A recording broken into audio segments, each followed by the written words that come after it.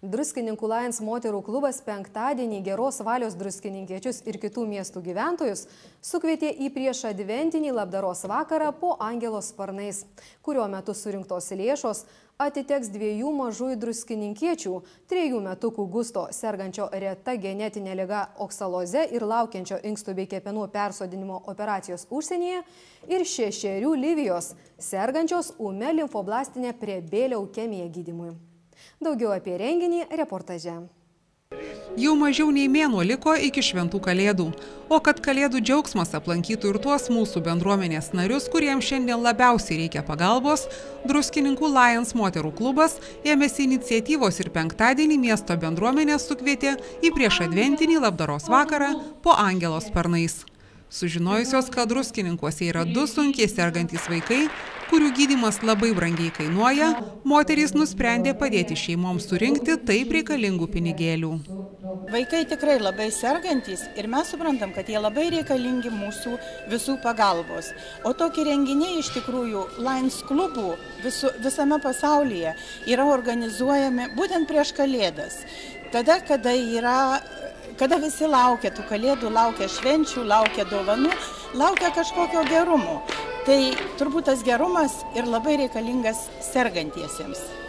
Mūsų viltys ir norai yra, kad mes galėtumėm pagelbėti mūsų savivaldybės gyventojams ir kad šitas renginys taptų tradiciniu ir kad kuo daugiau įtrauktumėm tiesiog visuomenę, mūsų bendruomenę, kad suprastų, kad labai reikalinga mūsų visų pagalba, kad žmonės ne visi sugeba ir gali prašyti jos, bet mes tam ir gyvename, kad padėtume kitiems ir tada mes esame tikrai laimingi. Į labdaros renginį pasidalinti gerumu susirinko daugiau kaip 200 miestelėnų ir svečių iš kitų šalies miestų. Visi jie pirkdami bilietus, o vėliau dalyvaudami aukcione ar įsigydami šventinių darbelių, kuriuos sukūrė Gelbėkit vaikus Druskininkų vaikų dienos centro bei kūrybos draugijos Guboja druskininkų skyriaus ugdytiniai, aukojo pinigus 2 mažųjų druskininkiečių, 3 metukų Gusto bei 6 Livijos gydymui. Gražus renginys. Graži pirmoji akcija, tikiuosi, kad dar per tą laikotarpį jų bus daugiau ir mūsų moteris, tas klubas, sumastė tokią iš tikrųjų kilnią idėją padėti tom šeimom, kuriom labai reikia. Mūsų pagalbos turbūt ne tik materialinės, bet ir moralinės, užuojautos, dvasinės paramos. Organizatoriai džiaugiasi, kad renginio metu surinkta tikrai nemaža pinigų suma – 12,5 tūkstančio litų. Dar po 1000 litų kiekvienai šeimai skyrė savivaldybės tarybos sudaryta darbo grupė. Tai taip mes solidarizuojamės su rengėjais ir tiesiog linkime visiems to gražaus šventinio laikotarpio, kai visi mes dvasiškai pasidarytumėm tokie geresni ir stipresni. Renginyje dalyvavusi Livijos mama sakė esanti dėkinga visiems, kas nori pagelbėti jos dukrytei. Iš tikrųjų yra labai smagu tiek daug matyti gerų žmonių, kurie liko nebejingi mūsų šeimos bėda, nelaimė. Ar žino Livija dabar, kad yra toks vakaras ir kad daug žmonių nori jai padėti? Taip, jinai žino, kad šiandien yra vakaras toksai. Ir būtent, kad jai skiriami bus tie pinigėliai gydymui. O apie ką dar jinai labiausiai pasvajoja, be to, kad norėtų pasveikti, žinoma? Kokia yra didžiausia Livijos dabar svajonė? Turbūt svajonė jos yra vėl kaip visada lakstyti, žaisti su visais savo draugais, prieš tai, kaip būdavo. Į labdaros vakarą susirinkę žmonės sveikino Druskininkų Lions moterų klubo iniciatyvą pagelbėti mažiesiems ligoniukams.